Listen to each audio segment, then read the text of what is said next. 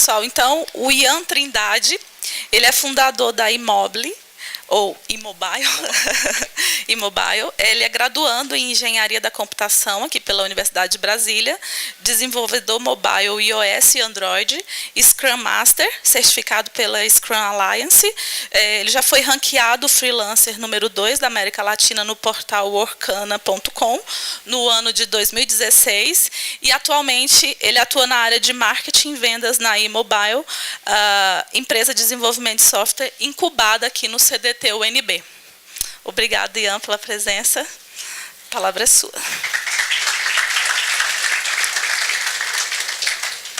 Bom dia, gente. Meu nome é Ian, como já me apresentaram. Nós estamos incubados aqui no CDT hoje.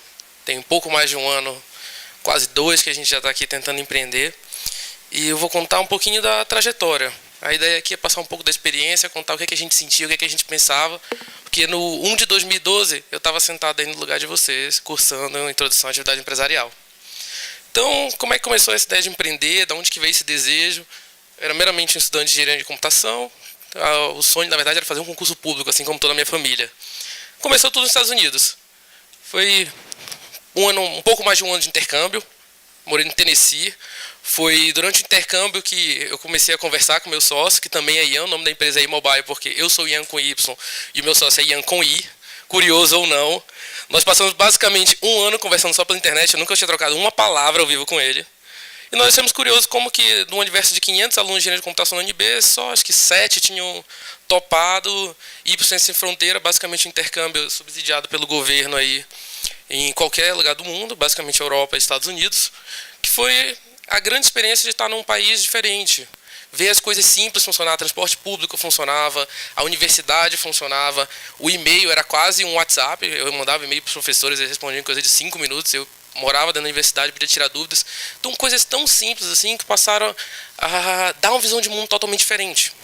Então, quando a gente voltou para o Brasil, nós ficamos com essa ideia, nossa, tem tanta oportunidade, tem tanta coisa que infelizmente não funciona ou funciona de uma forma precária. Então o Ciência Sem Fronteira, o grande legado dele foi justamente dar uma visão diferente de mundo. A gente tinha a oportunidade de criar coisas novas ou fazer coisas simples funcionarem no Brasil. Então isso foi em 2013, no mês de 2014 nós retornamos e curiosamente no final do ano abriu o edital do CDT. Eu, particularmente, ainda tinha um pouco de receio, não era o plano ser empresário, não era o plano abrir um negócio. Foi aí que o Ian teve o grande mérito da história, que ele começou isso tudo. Então, em dezembro de 2014, eu, ele, mais 2 amigos, todos de engenharia de computação, sentamos no France Café para escrever a empresa, que antes não tinha nem nome, não tinha nada, a gente nem sabia o que estava fazendo direito, se inscrever no edital de pré-incubação. Porque no edital de pré-incubação a gente sabia que ia aprender os passos básicos de como abrir um empreendimento, montar um plano de negócio. Foi a primeira conversa. Tudo começou no France Café da 209 Norte. Curiosamente, esses 2 outros amigos não toparam, acabaram dando para trás, digamos assim. Desistiram da ideia, falaram que tinham outras coisas para fazer. O objetivo era primeiro formar, esse negócio de empresa é muito difícil, no Brasil não vai dar certo. Aí foi o primeiro ponto. A gente pensou, cara, realmente é muito difícil, a gente não sabe muita coisa. Mas a proposta do edital de pré-incubação do CDT é fomentar, ensinar e tornar viável novos negócios. Então a gente topou esse desafio junto com o CDT. Viemos aqui, apresentamos a nossa proposta de projeto, tinha pouca coisa pronta, pouca coisa de fato existia, era mais uma ideia e o desejo de fazer algo. O Ian já é um pouco mais velho que eu, então ele já tinha feito algumas coisas, tinha um pouco mais de experiência. Então o CDT, no edital de pré-incubação, apostou nas pessoas, não era muito projeto, porque o projeto estava um pouco torto na época. Era uma proposta de melhoria do Matrícula Web, que poderia ser replicada em outras universidades do Brasil. Quem sabe que o Matrícula Web passa por melhorias contínuas, digamos assim. Então esse foi o primeiro passo, ali em dezembro de 2014. Só que tem todo o trâmite de inscrição, banca, etc. e tal. Acabou que foi passando uns meses até de fato a gente defender a nossa ideia e começar o período de pré-incubação aqui.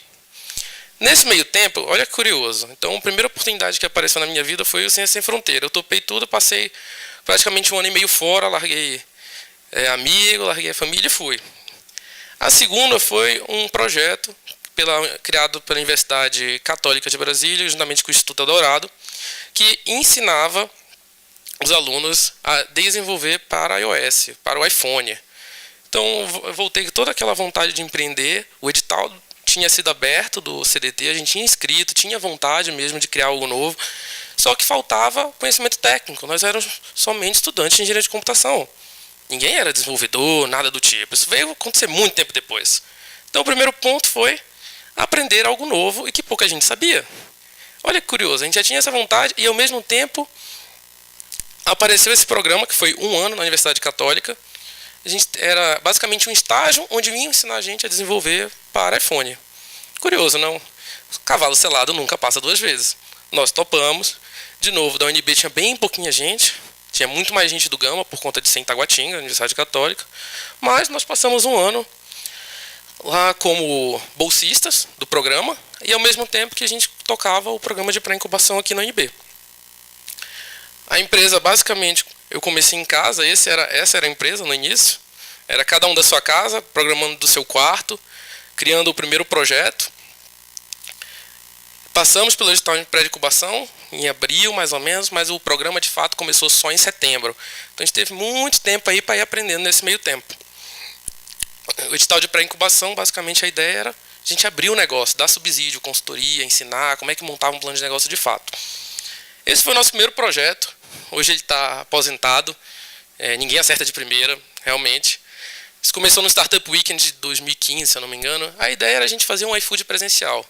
Criar um cardápio virtual onde você pudesse fazer pedidos e não necessitasse do garçom. Nossa experiência prévia era de ir aos bares, restaurantes. Quem aqui já foi e foi uma dificuldade, o atendimento era difícil, aquele bar lotado, o garçom não dava muita atenção, a hora de dividir a conta numa mesa grande, então era pior, quase um pesadelo. Surgiu nessa pegada. A gente batalhou bastante, pesquisou, tentou, mas acho que faltou um pouquinho de experiência nesse primeiro projeto. Mas nós trouxemos, ele foi um dos que foram desenvolvidos aqui durante a nossa fase de pré-incubação e até um pouquinho da incubação. Outro projeto que nós trouxemos foi o Orabella, que ainda esse projeto está engavetado um pouquinho, que é um software de agendamento para salão de beleza mobile. Super simples, você agenda, vê os salões perto. Então, essas foram as duas primeiras ideias. Nós éramos uma startup, nós queríamos criar coisas novas. E conseguimos fazer isso por meio do programa que foi desenvolvido lá na Universidade Católica. Então, começou o programa, o edital de pré-incubação aqui da UNB. Você compartilha uma sala no hotel de projetos com outros empreendimentos que também estão na mesma fase, essa fase bem embrionária, inicial. Então, a gente continuava trabalhando de casa, mas com muita vontade. Era virar noite, sexta, sábado e domingo, a diversão era tentar criar um aplicativo e fazer esse negócio terminar. Mas tinha toda uma barreira de o quê? A gente estava aprendendo o que a gente estava fazendo. Então, programar também era muito difícil. Criar um aplicativo era muito difícil. Então, quando nós finalmente conseguimos ser aprovados pelo edital da pré-incubação, esse foi digamos assim, o marco zero da empresa. Nós éramos uma baia na sala de hotel de projetos. Olha que curioso. Até então, é uma empresa formada por 2 pessoas que nem tinham CNPJ, estavam passando toda pela fase de aprendizado ainda. Mas, o que acontece?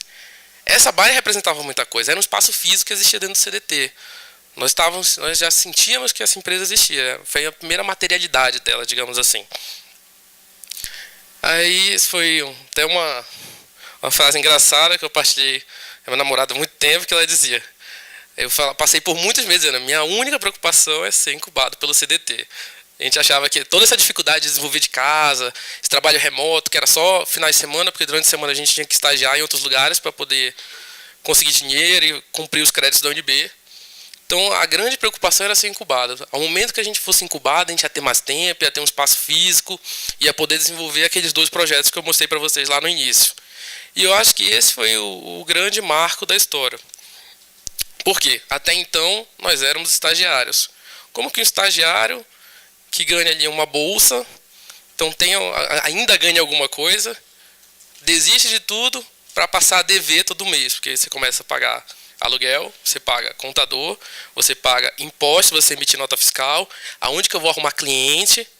Então, essas eram as minhas grandes dúvidas, o meu grande medo na época. Aí de novo o Ian chegou, não, vamos, cara, vamos, vai dar certo.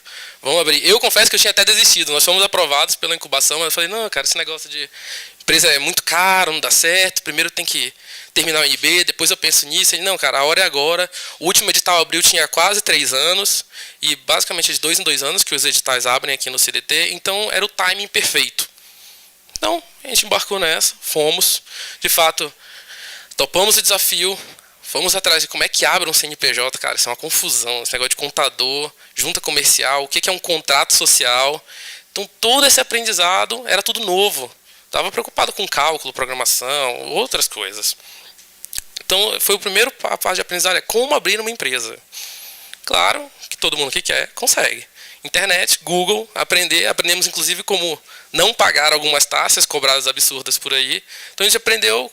2 estudantes, sem muito dinheiro no bolso, queriam abrir uma empresa. A gente tinha que aprender como fazer isso da forma mais barata possível. E nada melhor que o Google para nos subsidiar e nos dar a informação necessária.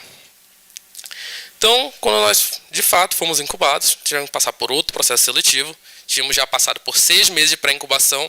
É importante salientar que, durante o período de pré-incubação aqui no CDT, nós temos acesso a mentores, workshops, que ensinaram algumas coisas para a gente sobre o plano de negócio. Então, passamos por área administrativa, operacional, passamos pela área de marketing. É, digamos assim, uma introdução à atividade empresarial expandida e aplicada a pessoas que, de fato, toparam o desafio de tentar abrir um negócio. Então, quando finalmente conseguimos, até a história dessa mesa curiosa, essa mesa gigante, precisa de 6 pessoas para carregar cada pedaço dela, ela só divide em 2. Então, nós achamos essa mesa no OLX, fomos comprar no escritório de arquitetura aqui na Asa Norte. Chegou lá, eu e o Ian, o cara olhou, eita, vocês não vão conseguir levar isso. Então começou uma ligação, arrumei mais 4 pessoas, e a gente desceu 2 andares com essa mesa nos braços praticamente. Então isso é muito reflexo de que é empreender. É você ir lá, botar a mão na massa. Depois veio um monte de outra coisa, que eu tive que aprender a usar furadeira, eu não sabia nem o que fazer para começar a grudar as coisas na parede.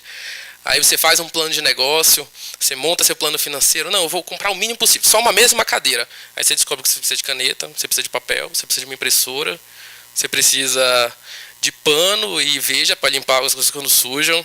Falta cabo HDMI para o monitor, que você só pensou em comprar um monitor e esqueceu do cabo HDMI para ligar no seu computador. Então tudo isso, você descobre que tudo que você não sabia. Agora é importante, porque você planejou minimamente. Então você começa a aprender com seus erros. Que eu acho que é o grande X da questão é esse. Só que como você aprende a errar menos ou a minimizar essas falhas. Então, depois disso, a empresa começou a crescer, a gente precisava de dinheiro para pagar as mensalidades. Foi aí que apareceu a primeira ideia. Eu trabalhava na internet como freelancer, tirava um trocadinho ali, aqui e ali. Só que chegou um tempo que eu fui sendo bom ranqueado, fazendo bons projetos. Mostrei para o Ian que a gente podia... A ideia é a seguinte, a gente tentava fazer um projeto pequeno que pagasse as contas e depois focava só no nosso produto. Então, se um mês tinha 4 semanas, a gente fazia uma semana um projeto para alguém e ficava 3 semanas fazendo o nosso projeto. Isso funcionou bem durante um tempo, só que começou a ficar muito difícil. A gente precisava de gente, o projeto era muito grande. A gente precisava de mais gente para trabalhar.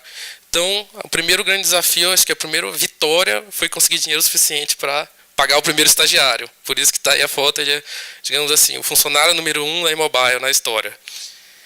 Além disso, lembrando, nessa época nós éramos apenas 2 estudantes, sem investimento. Meu pai sempre foi um funcionário público, ele falava, cara, esse negócio de empresa, você está de brincadeira, vamos fazer um concurso aí daqui a pouco. Então demorou muito tempo, foi até um processo em casa, para mostrar que de fato isso ia dar certo. Nunca ninguém investiu na gente. Nunca tivemos investimento, todo foi reinvestido, foi vamos trabalhar mais, virar noites, trabalhar final de semana, topava até ser garçom ali, se fosse um negócio para ter dinheiro, pagar as mensalidades e a gente continuar tendo a oportunidade, continuar desenvolvendo nosso produto, que era o que a gente acreditava fielmente. Nós passamos mais de um ano desenvolvendo sem ganhar R$1, só acreditando na ideia, e lá na frente a gente descobriu que não era viável. Só que também tivemos a maturidade de dizer, não dá certo, nós erramos. E aí pequenas vitórias foram acontecendo ao longo do caminho. A sala só tinha 2 cadeiras, 2 notebooks, uma pequena geladeira e um ventilador. E um banner que a gente usava para ir às feiras. Era esse nosso material de trabalho. O resto todo era muita vontade, muita dedicação, digamos assim. É o principal da história. Hoje a empresa, infelizmente, não deu certo esses projetos. A empresa hoje nós abraçamos a cultura startup, mas nós tomamos outros rumos. Enquanto a gente desenvolvia para terceiros e tentava desenvolver o nosso produto ao mesmo tempo, o nosso processo foi melhorando, nós fomos aprendendo mais, nós nos tornamos ótimos desenvolvedores. Isso me levou até o ranking número 2 do Orkana.com, que é um dos maiores portais de freelance da América Latina. Então começou a aparecer muita gente para desenvolver. Aí nós pensamos, por que não seguir com duas frentes? A gente treina a gente, começa a crescer o processo de desenvolvimento, que a gente tinha aprendido também lá na Católica, boa parte dele, e ainda concentra esforços nas nossas soluções. Esse foi o pontapé que começou a dar certo. Parte desse processo deu errado, nós não sabíamos precificar, eu não sabia dar um preço no meu trabalho. Como que eu coloco o preço, como é que eu cobro de alguém um valor que sirva para pagar minhas contas, que eu consiga ainda ter algum lucro e eu não consiga pagar pessoas para fazer esse trabalho. Aí que o CDT, de novo, trouxe um consultor da área de marketing e vendas, que também era da área de TI, curiosamente, e ele nos fez uma consultoria, mostrou o caminho das pedras de como precificar o trabalho. Então esse foi outro turning point da nossa história. Quando a gente começou a descobrir qual era o valor certo pelo trabalho, para pagar as pessoas, pagar as contas e ainda ter algum dinheiro para a gente, foi que a empresa começou a crescer. E no portal nós fomos contratados por uma empresa alemã. Olha que curioso, a gente aqui no Brasil desenvolvendo software pessoal da Alemanha. Eles pagavam a gente em dólar, o preço era absurdo comparado com o mercado brasileiro. Então foi o grande X da questão. Nós tínhamos um time que basicamente trabalhava e mantinha a empresa, enquanto todas as outras pessoas conseguiam desenvolver as nossas ideias e continuar os nossos produtos. A empresa cresceu daquele um estagiário. Hoje nós temos 10. Ainda continuamos com 2 sócios. O processo de desenvolvimento evoluiu muito. A gente trabalhou muito isso. Eu lembro que antes disso a gente acreditava muito só em pessoas. O processo não é muito importante. O que interessa é pessoas felizes, pessoas trabalhando com vontade. Até que nosso primeiro time de 3 estagiários, um deles decidiu sair e contratou os outros 2. Eles abriram outra empresa. Ou seja, nós ficamos sem ninguém. E isso me deixou muito triste na época. A gente, nossa, ninguém quer trabalhar, tá dando tudo errado, o pessoal não gosta da gente, esse negócio não vai dar certo. E de novo, nós tivemos calma, analisamos nossos erros, aprendemos com ele e descobrimos o quê? Pessoas entram e saem o tempo inteiro de empresas. Nós precisávamos ter um processo de contratação, um processo de treinamento, de tal forma que pessoas entram e saem durante os projetos, tem ali algum trauma, mas a gente consegue repor. Não tratar as pessoas, tem suas particularidades, tem suas habilidades, mas nós temos um processo. Então a gente passou a investir em processo. O primeiro processo foi o de contratação. Contratar as pessoas certas. Pessoas que gostem do que fazem, pessoas que gostem da área mobile. De nada adianta se você trabalhar com o que você não gosta. A gente só conseguia trabalhar 12, 10, 16 horas, virar madrugadas aqui no CDT, porque a gente sempre amou o que a gente fez. Nós amávamos, até os produtos que deram errado, eles são maravilhosos até hoje. Se perguntar, eu fico uma hora falando deles. Então, sempre foi investir em processo. Foi o primeiro grande trauma. Então, investimos em processo de contratação, investimos em processo de treinamento, investimos em processo de desenvolvimento. Então, a gente desconcentrou o desenvolvimento até então, tudo que acontecia na empresa era concentrado em mim e no Ian. Nós aprendemos, nós temos que treinar pessoas com um processo bem definido, que nos ajudem e façam o nosso trabalho também. Nós temos que conseguir escalar isso, digamos assim. Então, passamos a investir em treinamento e processo dentro da empresa. Acho que o nosso maior mérito hoje foi ter investido nessa área de processo. Então, hoje a gente tem um processo bem definido de desenvolvimento de software, deixou de ser só desenvolvimento, hoje a gente trabalha também com design. Então, hoje nós temos 10 pessoas, que são 2 times distintos, que trabalham com desenvolvimento iOS, Android e Web. Além da designer, que faz toda a parte de interface. Esse foi o X da questão em desenvolvimento. Segunda parte. Como que a gente lidava com o cliente? Como que lidava com o contrato? Ao mesmo tempo que os softwares foram ficando maiores, os valores também. Então, tudo passou a ter um risco maior. Nós tivemos que aprender um pouco sobre contratos, um pouco sobre a área contábil, como é que emite nota fiscal, se a gente vai para tributação A ou B. E tudo isso o CDT deu workshops, mentorias, e estava sempre aqui disposto a dar uma assessoria para a gente. Basicamente esse foi o grande história. Hoje a gente está na fase de incubação. Essa é uma foto que eu tirei, deve ter uns meia hora mais ou menos. Então foi daquela sala vazia. Hoje a gente tem um ambiente um pouco coworking, um pouco startup, videogame, cadeira, computador.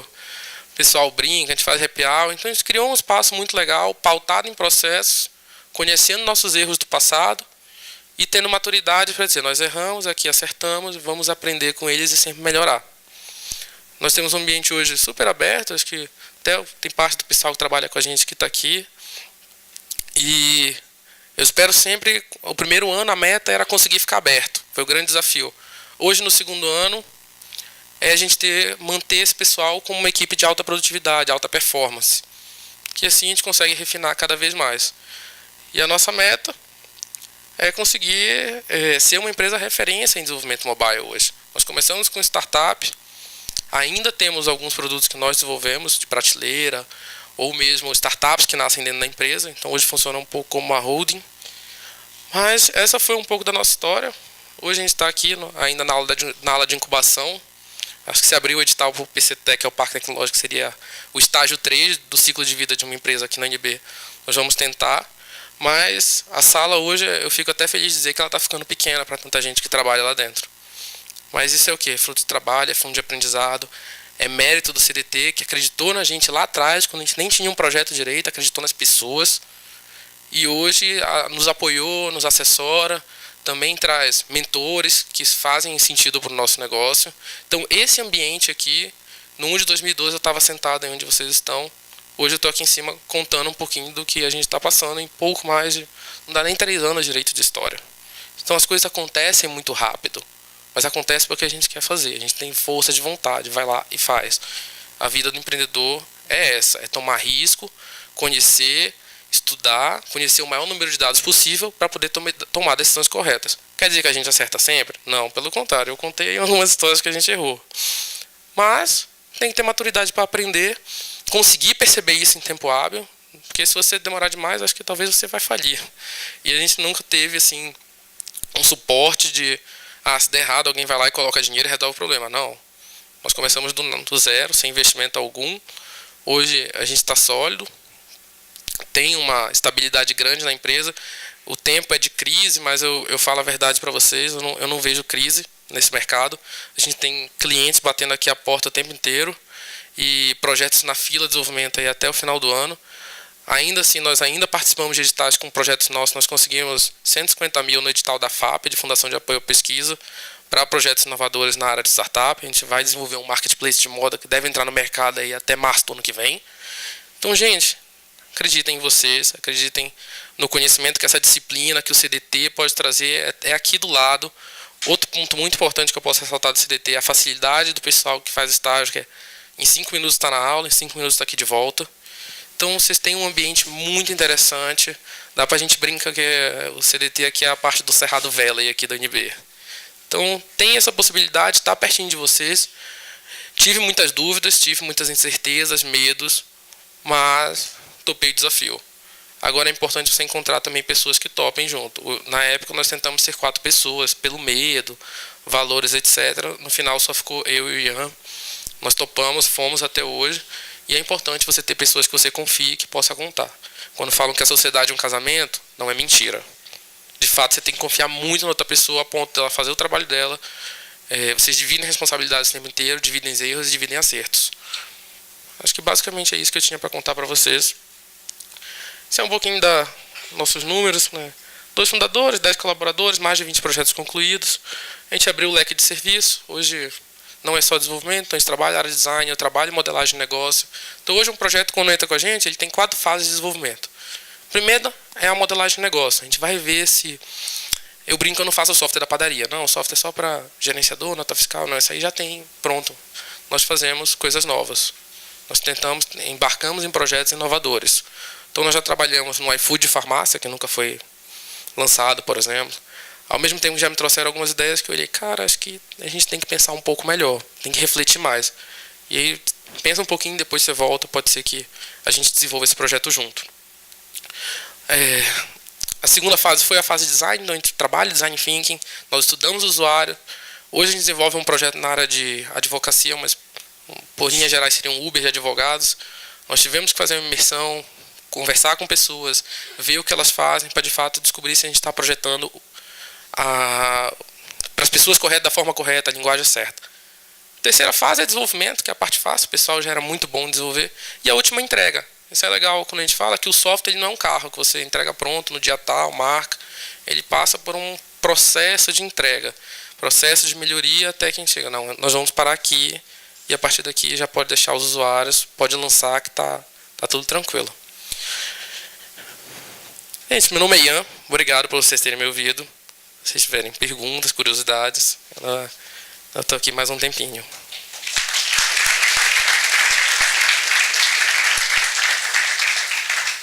Era previsto eu entrar em contato agora. Fica aqui. Gente, então, é super importante que vocês ouviram falar agora, sobretudo porque, apesar da inteligência e da capacidade do Ian, vocês já aprenderam uma coisa importante hoje. Qual é a principal competência empreendedora que ele tem? Vamos ver, talvez ele não.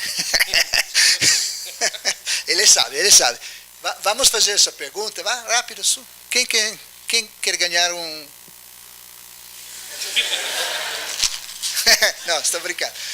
Então, qual é a principal competência, gente, que você acha que um empreendedor deve ter? Que ele está mostrando para você?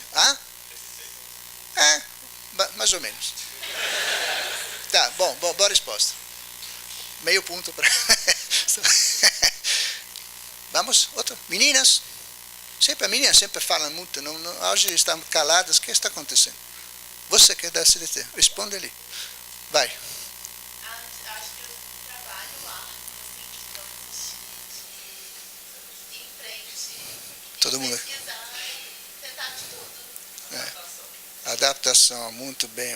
Então, vamos ver. Responde você. O que você acha que é a tua principal característica? Acho que da tua fala. nesse meio tempo acho que foi a perseverança, assim, de continuar. Então, gente, com certeza a perseverança. Eu já falei, eu também fiz 3 erros, joguei um monte de dinheiro fora, ainda não consegui a minha empresa. Eu acho uma coisa importante que você deve pensar hoje em dia é o conhecimento. Então, uma das capacidades que ele tem é de sempre se perguntar, estou fazendo a coisa certa, estou trabalhando bem, o que estão fazendo os concorrentes, o que está querendo o meu cliente. Então, conhecimento, hoje estamos dentro de uma economia de conhecimento. Você vai pensar as atividades que você vai fazer para o IAE, sobretudo nessa área. Não quer dizer que não tem empreendedorismo de outras áreas, onde o conhecimento não é essa grande coisa. O conhecimento técnico é importante, mas também uma capacitação em relacionamento humano, por exemplo, em projetos sociais, se você não tem isso, não pode ser um grande empreendedor social. Tá? Mas na área dele, o conhecimento e a capacidade dele de perseverar, de continuar a trabalhar, essa é a coisa que eu acho que ele está trazendo aqui para a gente, e é muito importante. Então, esse já é um primeiro ganho que você tem já hoje. Quem já entendeu isso, já, não sei, não é 50% da nota ou do curso, mas vocês já entenderam quais são os problemas. Então, fiquem tranquilos, porque você não vai ter o tempo que ele tomou para chegar a esse ponto, você vai ter só 4 meses para fazer uma atividade, não vai chegar ao final a ser como ele, não é possível, ele tem uma experiência maior de vocês, mas a trilha que você deve pensar é essa mesmo. Então, você tem que juntar alguma coisa? Gente, aqui o principal é não desistir, estudar sempre, buscar e aprender com os erros. Acho que tem que perceber que eu errei, eu posso aprender, o que eu posso tirar de bom disso. Nem todas são coisas ruins. Ok. Então, muito obrigado ainda.